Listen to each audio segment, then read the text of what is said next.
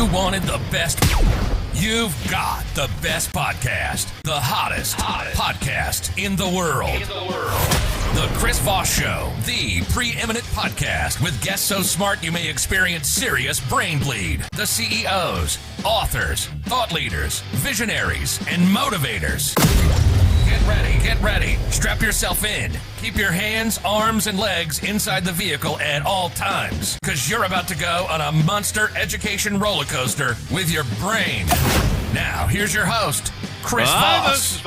Hi, folks. Chris Voss here from the ChrisVossShow.com, the ChrisVossShow.com. Welcome to the big show, my family and friends. We certainly appreciate you guys tuning in. And as always, we've just coming off of our big CES interviews of all the CEOs over there, everything we're doing. Be sure to check out all the stuff we did at CES, about 30, 35, 40 interviews over there. Just some amazing technology, brilliant CEOs who've got their eyes in the future. Pretty awesome. So check that out. Further show to your family, friends, and relatives. Remember, the Chris Voss Show is the family that loves you, but doesn't judge you, at least not as harshly as your mom does. Now she just sent into the show, go clean your room. Anyway, thanks for tuning in, guys. YouTube.com/Chris Voss, LinkedIn.com/Chris Voss, all those crazy places we have on the interwebs. He is the former Capitol Police Chief. Stephen A. Sund is on the show with us today, which is important because he's just put out his newest book, Courage Under Fire, Under Siege, and Outnumbered, 58-1 on January 6th. As of this recording, it's we're now just barely past the 2-year mark of the January 6th coup attempt on our democracy, and it'll be wonderful to have him on the show. He's going to talk about some of his insights and tell his story. There's a lot of stories that went into what we saw, a lot of misinformation that was out there. And so it's important that people read these books, get to know this data and everything else. Chief Stephen A. Sund was the 10th Chief of Police for the United States Capitol Police from June 13th of 2019 until January 8th, 2021. Before joining the United States Capitol Police in 2017, he had a 25-year law enforcement career working for the Metropolitan Police Department in Washington, D.C., where he rose in the ranks from patrol officer to commander of the elite special operations divisions. As commander, he led planning in numerous high-level security events, including our presidential inaugurations, and oversaw a number of specialized units, including the emergency response team, special events, dignitary protection branch, explosion ordnance disposable unit, and many others. Welcome to the show, Chief Sund. How are you? I'm doing well, Chris. Thanks for having me here. Thanks for coming. We certainly appreciate it. You've got an extensive career in policing and protecting the Capitol and everything else. What motivated you to want to write this book? Originally after January 6th, I farthest thing from my mind was sitting back and writing a book. The main thing I wanted to do is I realized there was something terribly wrong that happened. That, when you start looking at it and you start finding out some of the intelligence that existed out there, my attempts to secure the Capitol in advance by requesting the National Guard, that there was so many things that went wrong that day that Congress needed to be aware of. So my first choice was, I attempted to tell Congress. I wrote a letter to the leadership of Congress, an 8-page letter outlining a number of issues that I think impacted our ability to secure the Capitol that day, and received 0 responses. I did a follow-up saying, just want to make sure you received my letter. I received one response from a chief of staff that said, yeah, we received your letter, and nothing more. Wow.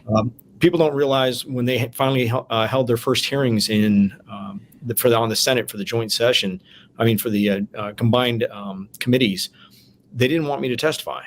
Really? They didn't want anybody that no longer was in their position to testify. And that would mean the 3 people that were at the center of security on Capitol Hill, Mike Stinger, who's the Senate Sergeant at Arms, Paul Irving, who is the House Sergeant at Arms, and myself were not going to be allowed to testify. Wow. I actually went and I explained this in the book. I went to somebody I knew on the Rules Committee and said, I really want to testify. I will be there in person. And I was the only person that showed up. I was in person. A couple other people testified over Zoom calls. They ended up getting the 2 Sergeant at Arms. But I was in person. I testified for 4.5 hours. Ultimately, my reason for writing this book is I'm concerned something like this could happen again. A number of major flaws happen in security up on Capitol Hill, that if we don't correct it, something like this could happen again, whether it's the Capitol today, the White House tomorrow, or some other facility. Yeah, and it's quite the extraordinary events. I mean, we talked about this in the green room. Tom Hartman referred to it as a rehearsal. This is a warm up. You saw Hitler do that with the what was the bar blitzkrieg. This is the bar, the bar thing that he first got arrested for. He wrote Mein Kampf. There was a practice coup attempt, and you see that throughout a lot of these authoritarian sort of things. And this was something no one saw coming. No one ever in American history had ever seen a president turn a mob onto the branch government and say go up there and hang Mike Pence, basically. No, it had never been done before. So this is quite an extraordinary event in of itself, but it also, like you mentioned, leads into the potential for it to reoccur. We just saw, those watching this video years from now, Bolsonaro try and pull the same stunt, and they just pulled the January 6th and swarmed government buildings. Yeah, I was watching that and reading about it as well. Yeah, it was quite extraordinary. But one of the things in the book, you titled it "Courage Under Fire," being outnumbered 58-1. What were those numbers and odds that you guys had that you're dealing with? Right at 58-1. I believe it was Cambridge that came in and did a study. And our West Front, if any of your viewers have been to Washington, D.C., the Capitol is kind of on a little bit of a hill going down to the mall. And the West Front is kind of the part of the Capitol everybody sees. Imagine that completely filled. At one point, we had 10,000 people estimated on the West Front. A number of those people battling with my officers. So they came in, did a study, and came back with the 58-1 number, which I think is absolutely. I'm sorry, Carnegie Mellon was the one that did it. Mm-hmm. Corrected by my wife in the background. Anyway, and the Courage Under Fire title actually comes from law enforcement. Really, whether it's my officers. And they, right after January 6th, I mean, within hours of the protest, the riot happening on the West Front and the riot at the Capitol happening, we had members of Congress, the very people that we were sworn to uphold and protect, coming out and calling my officers complicit, racist, involved. They were opening doors and letting people in. That couldn't have been the farthest from the truth. And the title comes from really all the rhetoric law enforcement has gone through, whether it's the 2020 protests or January 6th. That people don't realize what some of the stuff that goes on. Yeah, I mean, the videos don't tell the full story, and unfortunately, we live in this video world where people see short videos or clips, and in some of the videos they did appear to let people in, but in your book you tell the bigger story of what was really going on and the things that were happening there, and it almost seemed like they just wanted to maybe turn the Capitol Police into a scapegoat, but you could tell by watching the videos. I mean, it was an overwhelming experience. There was just no way that they could handle this crowd, this mob, and then the violence they brought to it. These guys were prepared. They had flags that weren't really flags. They were meant to be spears and weapons of war, and they'd really kind of come in on the radar, I think.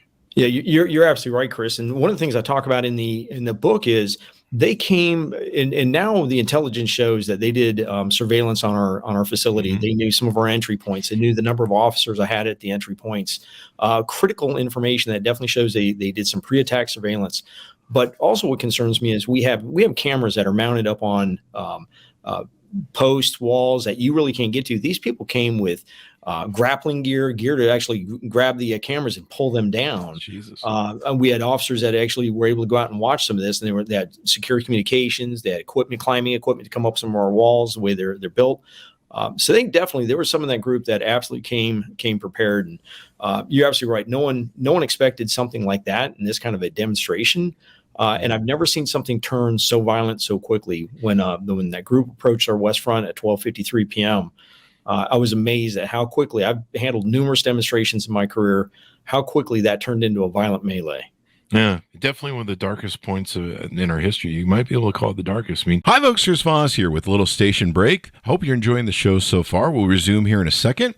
I'd like to invite you to come to my coaching, speaking, and training courses website. You can also see our new podcast over there at chrisvossleadershipinstitute.com. Over there, you can find all the different stuff that we do for speaking engagements if you'd like to hire me, training courses that we offer, and coaching for leadership, management, entrepreneurism, podcasting, corporate stuff. With over 35 years of experience in business and running companies as CEO, I think I can offer a wonderful breadth of information and knowledge to you, or anyone that you want to invite me to for your company. Thanks for tuning in. We certainly appreciate you listening to the show, and be sure to check out chrisvossleadershipinstitute.com. Now back to the show. We really hit a real bottom, and hopefully we've learned from that bottom. I don't knock on wood, but this is why it's important for books like yours to get the truth out there and for people to read them, read the January 6th thing. Did you get involved with the January 6th? Were you able to testify in the January 6th committee? I know you just mentioned one committee that you were in. Yeah. So, actually yes, besides the Senate Combined Committee that took place in 2021, I did get interviewed by the January 6th Committee. They interviewed me, I believe it was April of 2022. Went in there to talk to them. They wanted a 3-hour block of time, and I think I walked out of there at 6.5 hours. Wow. That's quite a lot of work. Some of the explosive revelations you cite in the book, never before detailed conversations between you and congressional leadership, including Nancy Pelosi. Give us some tease out on that, if you would. Well, she teased it at herself when she called for my resignation.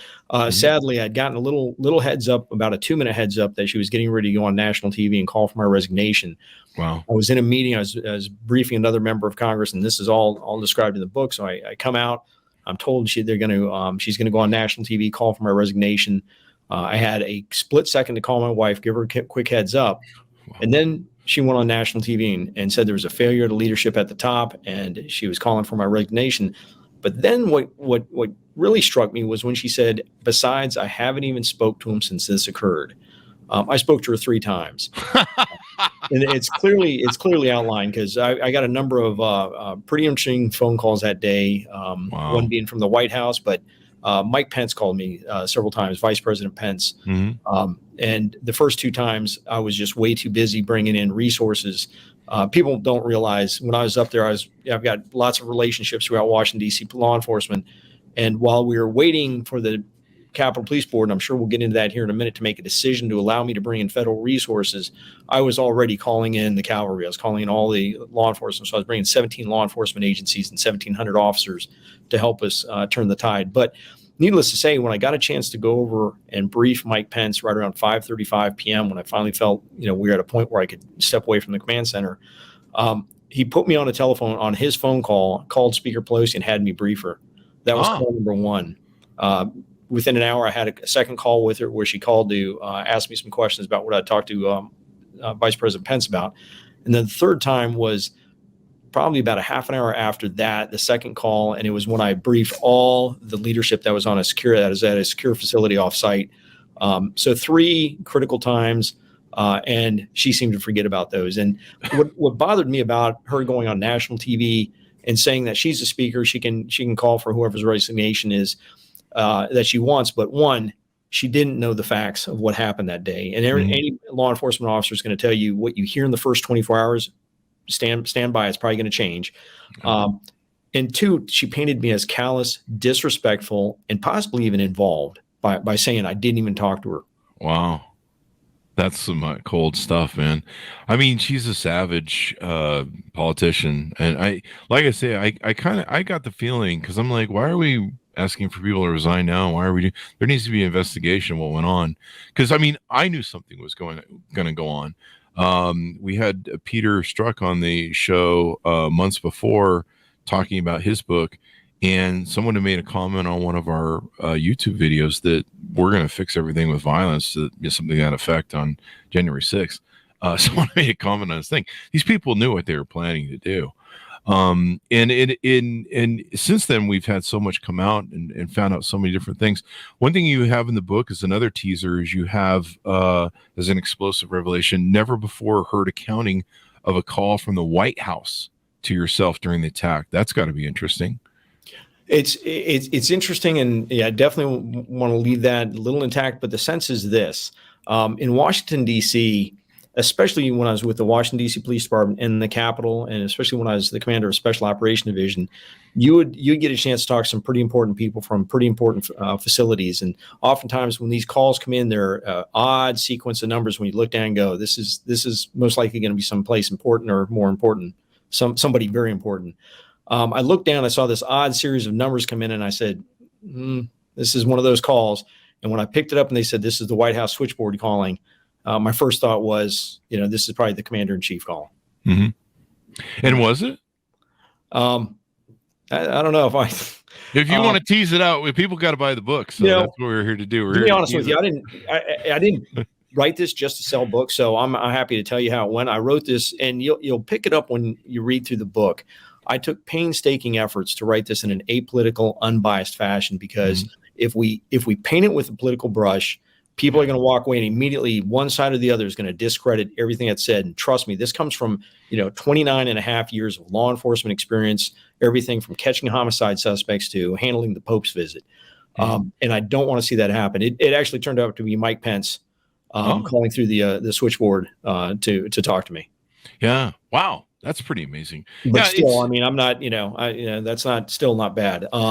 But I will tell you this, in talking with Mike Pence, and the very first time he called me, I got called out of the command center. Someone said, hey, you need to come out and take this call. When I went out and took the call, his first question, his very first concern was, how are you and how are your men and women doing? Wow. Think about that. Mm-hmm. He's the vice president of the United States. He wants to get the certification done. His first concern was for law enforcement. I got to hand it to him. That really, to this day, sticks with me. But then he made it perfectly clear. He wanted to stay. He wasn't going to get run out of the Capitol. And he wanted to get back into session as soon as possible to get the votes, to get this election certified. Yeah. I mean, him staying on point and not getting in the car, they were trying to, extricate him from the thing. It's the whole thing is just crazy it really was it's a good analogy that it really was the most perfect storm that we never saw coming, and probably was important for us to learn from, I guess. When people use the term the perfect storm, I always picture that one, the movie poster with the boat way up on the wave. And this is not a bad way to describe it, because when you sit back and you think that perfect storm all began, decades in advance with the security structure you have on Capitol Hill. People don't realize the chief of the Capitol Police. Now, really quick, just so your viewers know, in the executive branch, you have the FBI, the DEA, the ATF, Secret Service. You have lots of different law enforcement agencies. In the legislative branch, you have one law enforcement agency. It's the United States Capitol Police, or your one-stop shop from everything from dignitary protection like Secret Service to investigations like FBI to SWAT teams, everything, one stop. I have 1,800 and about 990 sworn officers, 300 and about 28 civilians. Makes me about the 25th largest police department in the country. People don't realize that. Wow. Sizable police department. But what's important to realize is a couple of things. I've got a structure that oversees the Capitol Police, that everyone think, I'm the chief, I'm the top of the pyramid. But I've got a board that sits over top of me. It's called the Capitol Police Board. It's 3 politically appointed people. One from the House, from Nancy Pelosi, which was Paul Irving, the House Sergeant at Arms. One from the Senate, from Senator McConnell, and that was Mike Stenger. And then, believe it or not, one from the executive branch. Donald Trump actually put Brett Blanton in his position. So it gets kind of weird. But this is what people need to realize. By federal law passed by Congress years and years ago, it's 2 U.S. Code 1970, I'm the only police chief in the country that's affected by it. I can't call in federal resources either in advance of an event or while we're under attack without getting the approval of the Capitol Police Board. And when was that law put into place? I'd have to go back and look. It's been in place for many years. So it's not like it was just put in place before January 6th, many years. And what's interesting is if I want to call them in, like on January 3rd, I wanted to request the National Guard. All I wanted was unarmed National Guard to stand on our perimeter, because I knew I had a lot of officers handling the event inside the Capitol. I just wanted some extra people on the perimeter, not expecting this melee to happen, this riot, this attack to happen. Mm-hmm. And I wanted unarmed National Guard. For me to request that, I have to go to the Capitol Police Board. Plus, we also have to get leadership's approval. And Paul Irving said he, one, doesn't like the look of the optics, the look of the National Guard on Capitol grounds, and he didn't feel the intelligence supported it. Wow. So he denied it. Mike Stinger wouldn't approve it without Paul Irving approving it. So that's 2/3. So I wasn't getting anywhere with it. And then it gets better. When you talk about the perfect storm, I want to paint this picture for you. So now 12:53 on January 6th happens. I'm looking at thousands of people fighting with my officers. As soon as they got to the gates, they started tearing the gates away from my officers, pummeling them, pulling them downstairs. And I saw my officers slowly starting to back up as hundreds and then thousands were coming onto the west front, and the battle was beginning. I made my first call to the sergeant at arms at 12:58. So 12:53 we get attacked. 12:55 I call Washington D.C. police asking for assistance, and they were right nearby. Those are the police officers in the yellow and black, kind of the lime green, yellow and black jackets everyone sees come swarming into the west front. We had actually staged some of those nearby, and thank God for the Metropolitan Police Department. If they hadn't been there, we very likely could be dealing with some dead members of Congress in the halls of the Capitol. So 12:53, they hit the front. 12:55, I call D.C. police. 12:58, I make my first call to the Capitol Police Board requesting authority to bring in the National Guard. 71 minutes I wait until 2:09 p.m. before I finally get that call. During that time, I made over 36 calls. 11 of those calls are repeat calls to the Capitol Police Board saying, where are we on my request? What people need to realize is when I'm overwhelmed 58-1 and I need to dial 911, it's to go to the military. They have a program for it, and then it continues to get worse from there. It's not like the storm got any better once I finally got approval. Yeah. And you still got to get them there. I remember hearing this breakdown and reading about it, and I think, correct me if I'm wrong, the Washington D.C. police were the first who were like, hey, we can help, but then they need special approvals and all these different things. And I think there was some muck up going on at the Pentagon too as well. Didn't he install at the last second after Trump lost the election? Didn't he install some lackeys over there at the Pentagon who seemed to hold up sending reinforcements? Well, he pulled out Esper. I think Esper was the previous Secretary of Defense, and replaced him with a person by the name of Chris Miller, who was the acting Secretary of Defense on January 6th. And you're right. Things just seemed to go south from there. So I finally get approval. And even before I got approval, I started calling the National Guard, General Walker over at the National Guard at 12:50, right around 12:51, 12:53, saying, please send me everything you got. I'm going to have approval from the Capitol Police Board shortly, because he knows I need to get approval and I have to confirm with him that I have approval.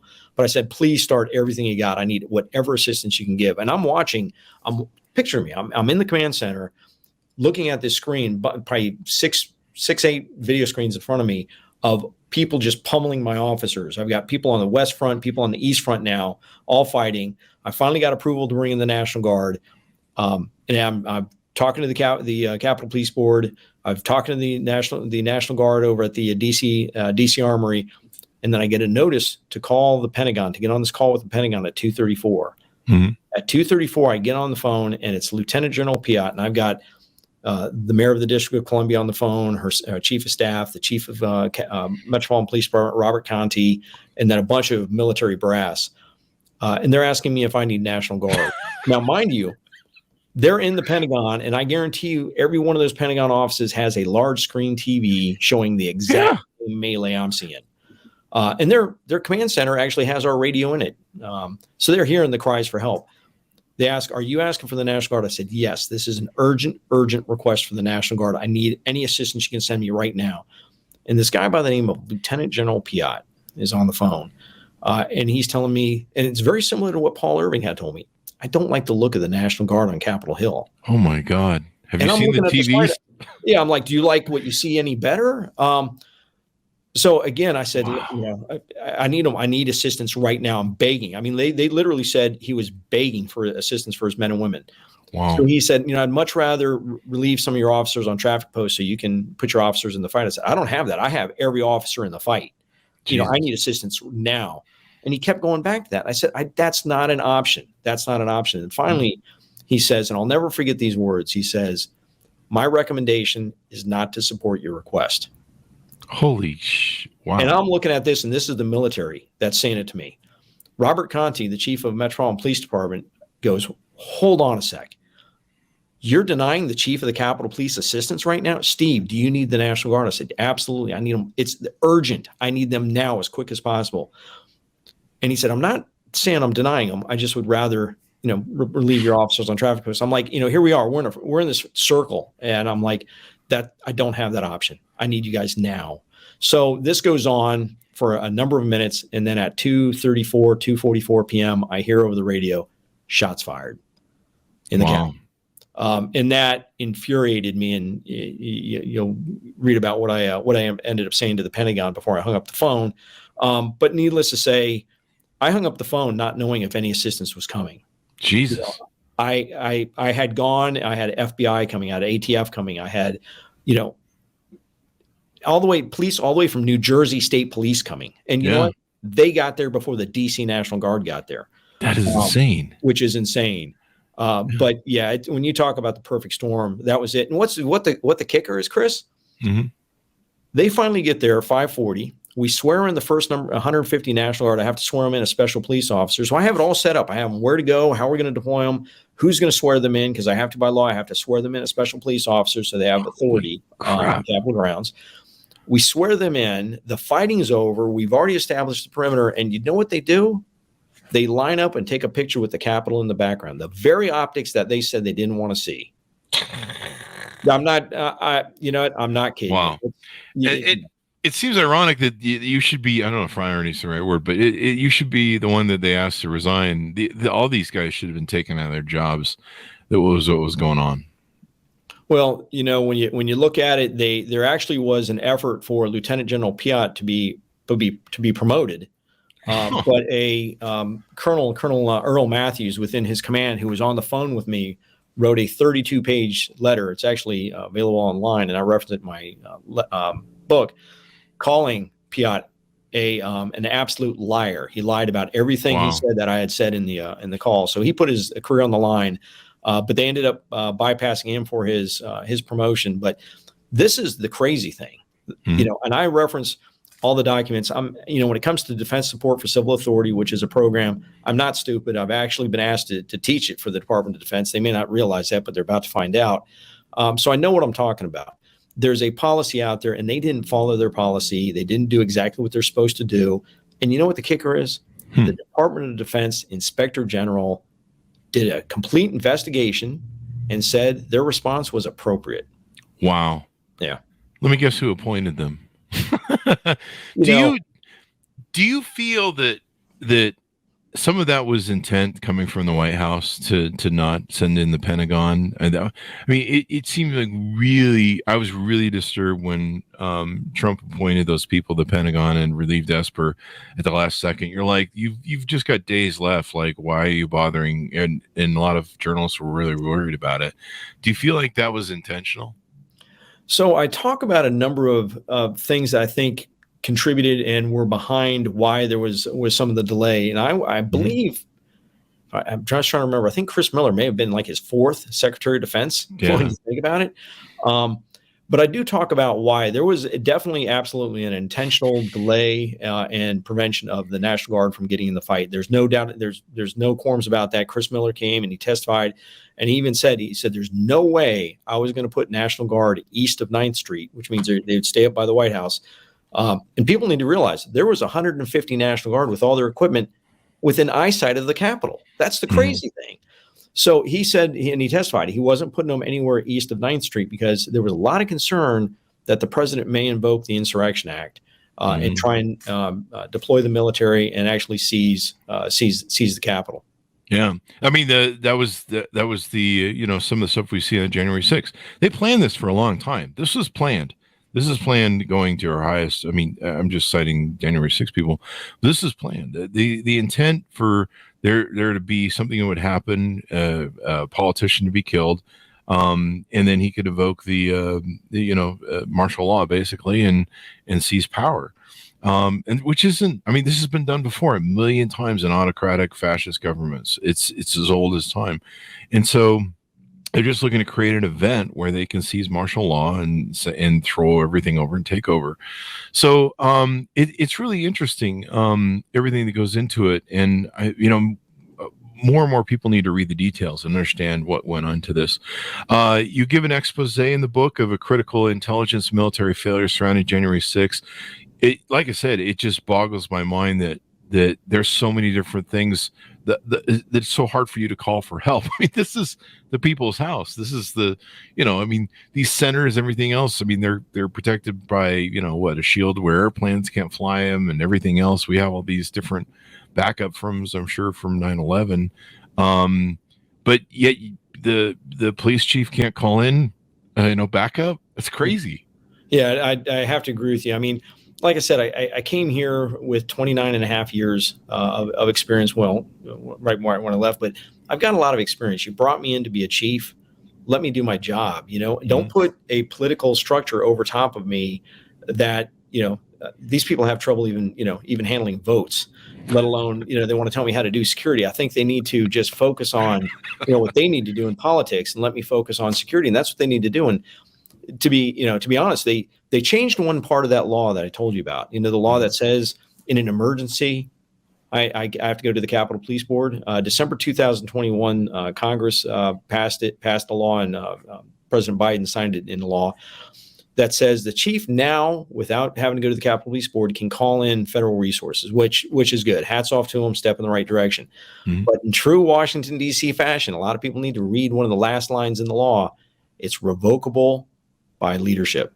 Oh, wow. Think about that. So now they can, go in again and say they don't, quote, like the look of it. And we're going to go ahead and pull those resources back out. So it's things like that make me concerned that something like this can happen again. And, you talked about the J6 committee, they have their report. I think it's 845 pages, right around there. I've read a good majority of it. My thing is I've written this book and I've painstakingly tried to stay apolitical and unbiased in it to make sure that the true security failures, people can pull them out and use them rather than just say, hey, it's purely the executive branch's fault or, whatever fault it is. There's significant fault to go around. And I just don't want to see this happen again. Definitely. We don't want to see it happen again ever. I mean, it's just this, to me, it's one of the darkest parts of our history. Even seeing the Confederate flag being waved in the people's house, that flag had never gone anywhere near that Capitol during 200 years ago when we fought a war of it. And to see that we're still fighting the same war, I was just like, are you freaking kidding me? I mean, I still this day, it's like 9/11. I have a hard time watching the videos because I have such an emotional, visceral reaction to it. One of the things that they're built in the book is deeply personal conversations between the chief and officers who had just been through the attack. It sounds like you interview a few of them and talk about their experience. I'll tell you, I talk to my officers every day. I actually just had a number of them meet with me right as I was getting ready to leave out of the city, and went down.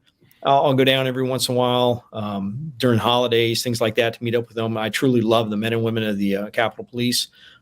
Capitol Police, Metropolitan Police Department, they are A-OK in my book no matter what. They saved the day that day, along with the 17 other law enforcement agencies. So I talked to them. There are a lot of personal stories. When people say, what was January 6th like for you? Imagine this. Every single one of my employees, and it doesn't have to be a sworn employee. It could be, somebody working in crime analysis, things like that. Their family was watching that attack take place. They were watching the beatings, the battles. I talk about my son, what he saw, because he recognized some of the officers, and were concerned for their loved ones on the Hill seeing that happen.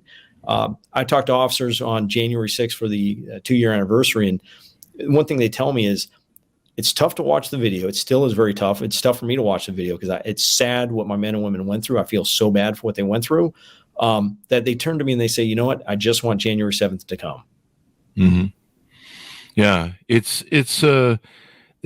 was an extraordinary event, but the one thing man can learn from his history is man never learns from his history. And that's why it's so important for us to read these documents, understand what went wrong, get the politics out of it. If I think was it Goodman, Officer Goodman? Yeah, Eugene Goodman. Yep. Eugene Goodman, the one who, he moved people away from the thing. You see I think it was Mitt Romney, who was within seconds of being found. Yeah, you watch the January 6th to see how close, like sometimes they're almost around the corner. These people seem to be. And they literally saved the day. You saw them, bargaining with protesters, leading them away from places, and all this stuff. And and they're working with, just their wits at that point, because these people are violent. They've got weapons. They're wholly outgunned when it really comes down to it, between, just the sheer mass of the mob. And so it's sad to me that we've not treated these people better as heroes. We've not done more to recognize the work that they did that day to save these people. And a lot of it seems to have been politically thrown under the bus. When you work up on the Hill, you realize that you're often going to get pulled into politics. My officers know that. It's just part of the job. But they put their lives on the line that day. And I'm glad that they came out. I'm glad they did the Congressional Gold Medal for the officers, for the various agencies that came in. I'm glad they saw that, because that was important for them to get recognized for that. It was their blood, sweat, and tears that defended that Capitol. And I've had people tell me, oh, it was an easy breach. They breached the Capitol within minutes. Between 12:53 and when they hit my west front, it was 80 minutes before, I think it was Pizzella was the protester that put the riot shield through one of the windows. I think that's the first window that was broken. Think about that. 80 minutes that those men and women fought with their blood, sweat, and tears to defend every inch of that Capitol before they got up to the skin of the Capitol and broke that window. But I'm glad that they were recognized for that. I'm glad Congress finally came forth and did that. So I think that was good. Definitely. Do you think that there were people that died on that day? Mr. Fatone almost died. He suffered damages and health damages, I believe a lot of other ones, where they can't return to work in their field of trade of being an officer. Probably wouldn't want to after that. But these are life-changing events. Do you think there should be a statue we should put up to honor the men and women of that day? I think we should. Well, and I'll tell you, I've talked to a number of officers about that. And one time Congress was talking about doing a plaque on the West Front that had every officer's name. And I think they've gotten away from that. The officers, like I said, a lot of the officers really want to, I don't know about a statue. They like the gold medal that they received. A lot of them really hold that in very high esteem, and I'm glad they got that. And I think the plaque that they're going to put on the West Front, that's just commemorating the West Front, I think will suffice. The big thing is that we have the National Law Enforcement Officer Memorial in Washington, D.C., and we know Brian Sicknick's name is going to be on that. Howard Liebengood's name is going to be on that. Jeff Smith with Washington, D.C. Police. Everyone that was determined to be a line of duty death associated with this will be represented on that wall. And that is held very near and dear to the officers in Washington, D.C. I think that's important.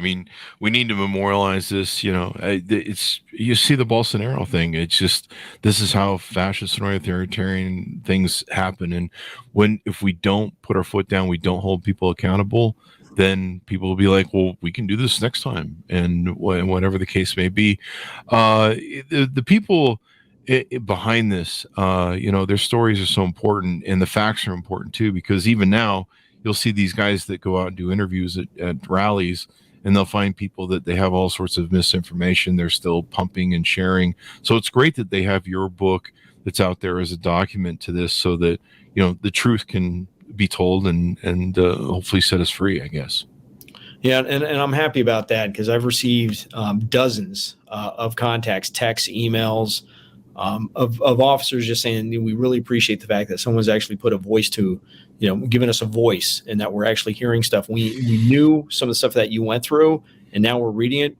But that really means a lot to them, and I'm more than happy to be the one that does that, because this is really their story, and I write it in defense of them. Because one thing that we started off the podcast on was some of the misunderstanding, the misinformation about the actions of my officers. My officers didn't open gates. They didn't allow people in. They upheld their oath of office. There's pictures of, somebody taking a selfie. Trust me, what people don't realize is that officer is still standing his post. Mm-hmm. But if you are surrounded by dozens or hundreds of protesters, there's only so much you can do. You don't have the physical capability or the resources to physically take them on. So to de-escalate it by use of a selfie, that's, hats off to that officer. Yeah, when you're outnumbered, you're pretty much playing a psychology game there of trying to get people to calm down. You saw a lot of the officers trying to talk to people. Hey, so we're all Americans here. Let's put down our weapons. That's self-preservation. Yep. Yeah, really. I mean, you're that's what you're dealing with, and like it says in the title of your book, 58-1. I mean, you think of trying to take on any group of people of that size and defend it. I made the comment that, I could never be a police officer because I would just end up shooting somebody just because they were dumb. I just would. And so I would I would never make the ranks. But, the fact that they didn't open fire and just start shooting everybody like they would in some governments, Iran and other places, is extraordinary in of itself, especially when they're far outnumbered. And I think it speaks to the quality of our police force and what those brave men were trying to do that day. And I agree with you. And you may say that now, but if you go through the training these officers go through, you act just like they did. And I'll tell you, and I do address the shooting that we had inside the Capitol, the shooting with Ashley Babbitt. I do address that in the book. But any loss of life is tragic, whether it's a rioter, a criminal, especially an officer. Any loss of life is tragic. But I will tell you, to have 17 law enforcement agencies come in addition to Capitol Police, over 1,700 outside law enforcement officers, and to show that level of restraint and that level of professionalism, I couldn't be happier. It was a bad, dark day in American history. Imagine how it would have been if there would have been more loss of life. Yeah, including the senators and the things, the potential for that to be invoked for martial law. I mean, we just really don't understand, except with documents like yours, how close we came to ending, this beautiful little experiment we call a democracy in a republic. How close we came to losing it. I mean, I remember, I think it was General Mattis made the comment, at the Biden inauguration. He goes, well, we landed the plane. Didn't think it would happen or something to that effect, but we landed the plane and we barely got by. And I think very few people really understand how close we came. And how close we can come again if we don't do things to fix this in the future. Yeah, I absolutely agree with you. We need to make sure this doesn't happen again. And you had said it before. I think when you mentioned about the morality, we are better than this as a country. Whether it's how we respond to violent rhetoric. Politicians. We need we need to do better. We need to raise that moral bar higher. Our members of Congress need to be able to work across the aisle. They need to grow up, and because too many people out there in the field, out there in the communities, are mimicking what they're seeing their elected officials do, and we're better than this. Yeah, I mean, we just saw the crazy go too far between QAnon and everything else. I'm hoping that the most recent election that we had was a referendum to wanting what you just mentioned, a better thing for our republic, a fact that we're tired of the crazies, we're tired of weird stuff, we're tired of the January 6s, we're tired of the denials and the lying. I think hopefully it's brought a value to us in this dark moment, a value to us that this is sacred and we need to work hard to keep it. And we're all Americans. I mean, that was the hardest part, I'm sure, for those people. I mean, this wasn't a bunch of terrorists attacking the Capitol on January 6th. This wasn't the British, coming to burn everything down like they did in the 1800s. This was 1800s, 1700s. This was American on American. And I mean, that's a whole new dynamic to have to really think about. Yeah, it was really sad to watch. Yeah, definitely. Well, it's great that you've written this book. Anything more you want to tease out before we go, Chief?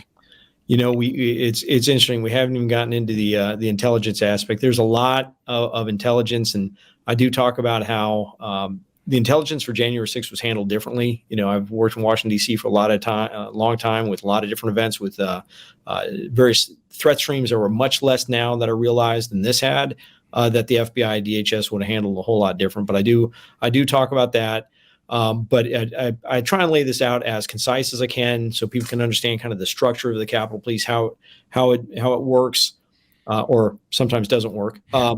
But just how everything happened building up to it. We had two previous Stop the Steal MAGA events and how those were handled based on intelligence and how they worked out coming into this. So I try and give as much facts as possible to let people walk away.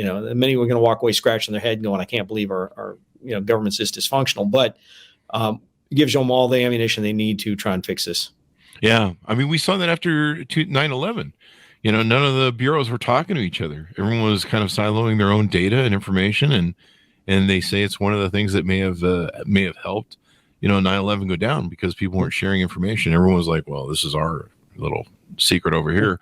And you think we would have learned, but this is why we need books like yours. The one thing man can learn from his history is man never learns from his history, and thereby he goes round and round. Chief, it's wonderful that you're telling the story, that you're sharing with people. It was an honor to have you on the show. Well, thank you. It's nice to be here. I appreciate it. There you go. People, please read the book. Pick up the book. Educate yourselves on what happened in the world. Courage Under Fire, Under Siege and Outnumbered, 58-1 on January 6th.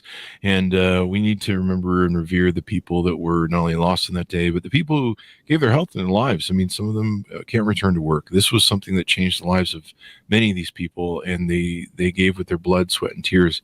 And people who are willing to give with their blood, sweat, and tears to this country and to this democracy and republic, as we call it, are much more important people and stronger than I am, because I probably would have ran away screaming. But like you mentioned, I didn't have the training that you had. But I don't know. People are police officers, people in the military and stuff are much better people than I am, because I'm just not that courageous, I suppose. So I'll throw that under the bus when it comes to me. So thank you for coming on the show, Stephen. Thank you very much. Thank you. There you go. Thanks so much for tuning in. Go to goodreads.com/Chris Voss, youtube.com/Chris Voss, all the places on the interwebs. Pick up the book wherever fine books are sold. Be good to each other. Stay safe. We'll see you guys next time. And that should have us out.